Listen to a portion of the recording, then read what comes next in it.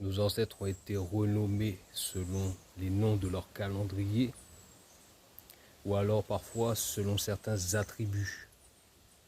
Vous voyez, il y avait patronyme et appellation.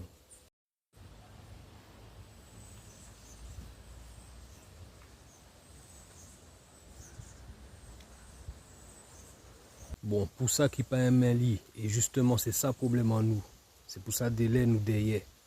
Accueilli Bazot, espace mémoriel, liste des dernières personnes libérées de l'esclavage à Petit Canal en 1848. Le 27 mai 1848, l'esclavage est aboli à la Guadeloupe. Cette décision induit toute une série de conséquences, dont la constitution d'un état civil pour les personnes libérées. Pour cela, les pouvoirs publics s'engagent dans la rédaction d'actes pour plus de 80 000 personnes. Au terme de ce travail, il en a résulté un ensemble de registres dont une bonne partie a disparu.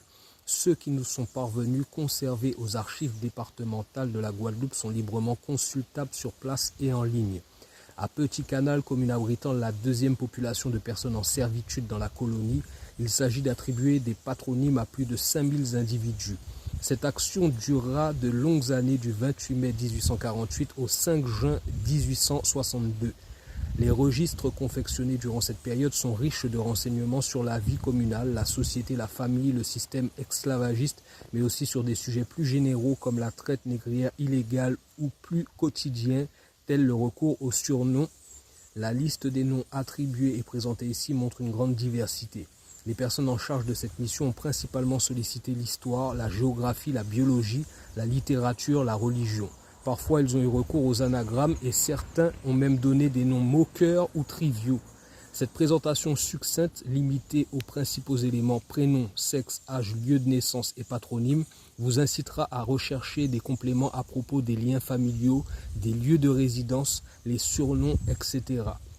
L'historien Raymond Boutin a réalisé le travail de dépouillement de vérification.